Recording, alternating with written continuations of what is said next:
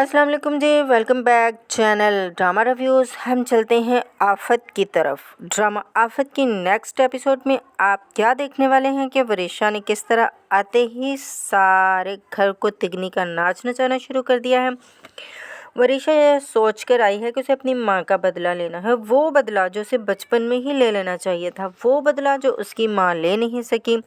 लेकिन वो अब इस घर में एक इम्तिहान देने आई है, जबकि वो इस बात से अनजान है कि उसकी माँ और महमूद ने जो भी कहानी बनाकर उसे सुनाई है वो सब के सब झूठ पर मबनी थी, और जो कुछ भी उसकी दादी ने बताया वो सब का सब सच था। लेकिन वरीशा अपनी माँ की बात पर आंख बंद करके भरोसा करती है और उसी का बदला लेने आई है। मेहरुनिसा से कहती है कि आपको जब पता था कि वह आज इस तस्वीर को देखकर गुस्सा करेगा तो आपको चाहिए था कि आप इस तस्वीर को यहाँ पर लगा देती।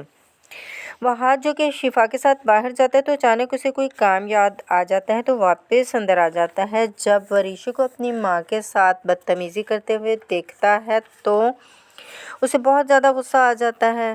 वो वरीशा से कहता है कि बस कर दो, तुम हमारे घर में ड्रामेबाजी नहीं कर सकती। तुम्हें मेरी माँ के साथ इस तरह बदतमीज़ी से बात करने का हक किसने दिया है। इस बात पर वरीशा को गुस्सा आता है और वो हाथ से कहती है कि तुम तमीज़ के दायरे में रहो। तो यहाँ पर जब लड़ाई हो जाती है तो वरीशा इस लड़ाई का फ़ायदा उठाकर किचन में पहुँच जाती है।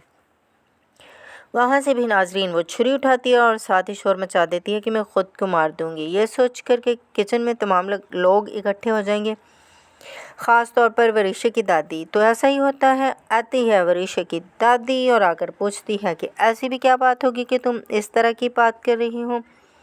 उधर फिर मेहरुनिसा आकर वरीशा को समझाने की कोशिश करती है, लेकिन वरीशा उसकी कोई बात नहीं सुनती और चिल्ला चिल्ला कर कहती है कि मैं ख़ुद को ख़त्म कर लूँगी। तो वह आज भी उधर ही आ जाता है और उसे कहता है कि तुम खुद को मारना चाहती हो ना, तो हमें इससे कोई फ़र्क नहीं पड़ता। तुम मरना चाहती हो ना, तो यहाँ से दफ़ा हो जाओ, जहाँ मर्ज़ी जाकर मरो। इस बात पर वरीशा को फिर से गुस्सा आ जाता है। वो कहती है कि मैं जहाँ पर मर्ज़ी क्यों जाऊँ, मैं यहीं पर ख़ुद को ख़त्म करूँगी। मेहरुनिसा जो वहाज को समझाने की कोशिश करती है, लेकिन वहाज नहीं समझता। वहाज जो बातों ही बातों में वरीशा के हाथों से छुरी खींचने की कोशिश करता है, जो कि उसके खुद के हाथ पर लग जाती है। वहीं पर वहाज दूसरी तरफ शिफा को अपने साथ लेकर जाता है। तो शिफा वहाज से कहती है कि वहाज, मुझे डूबता हुआ सूरज बहुत पसंद है, ख़ास तौर पर जब तुम साथ हो तो मेरी ज़िंदगी मुकम्मल हो जाती है। वहाज जो कि शिफा से कहता है कि मैं तुम्हारे साथ डूबता हुआ सूरज नहीं बल्कि उभरता हुआ सूरज देखना चाहता हूँ, वो भी सारी ज़िंदगी। इस बात पर शिफा वहाज से कहती है कि मैं मान ही नहीं सकती कि एक खुश्क इंसान इस तरह की बात भी मेरे साथ कर सकता है।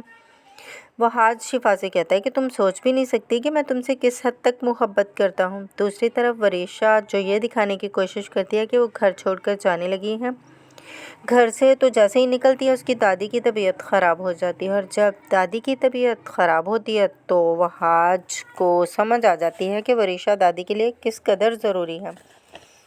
दादी को इमरजेंसी में लेकर जाया जाता है। वहाँ जाकर पता चलता है कि दादी का बीपी शूट कर गया था किसी बात की टेंशन लेकर। जब मुख्तार आता है तो अपने बेटे वहाज को समझाने की कोशिश करता है और कहता है कि तुमने ये सब कुछ क्या किया। वहाज कहता है कि वो तस्वीर मेरी फेवरेट थी, लेकिन बात तस्वीर की नहीं है। मुख्तार कहता है कि मैं जानता हूँ कि बात तस्वीर की नहीं है, बात उस नफ़रत की है जो तुम्हारे दिल में वरीशा को लेकर है। वहाज कहता है कि मुझे इससे नफ़रत नहीं है, लेकिन मैं नहीं चाहता कि वो इस घर में रहे। तो मुख्तार कहता है कि पहले ही मैं महक की वजह से अपने भाई और बाप को खो चुका हूँ, अब अपनी माँ को किसी भी कीमत पर खोना नहीं चाहता, चाहे मुझे इसके लिए कुछ भी करना पड़े। समझ जाओ वहाज कि मैं क्या कहना चाहता हूँ। क्या करेगा वहाज? क्या वरीशा की तरह नाटक करके वरीशा को दिखाएगा, या अपना दिल उसके लिए साफ़ कर लेगा, या वरीशा अपनी चालों में कामयाब हो जाएगी? ये सब देखने जानने के लिए देखते रहिए ड्रामा आफत। तो अगर आप चैनल पर पहली बार आए हैं तो चैनल को सब्सक्राइब और लाइक ज़रूर कर लीजिएगा। इजाज़त दें, अपना ख्याल रखिएगा। अल्लाह हाफ़िज़।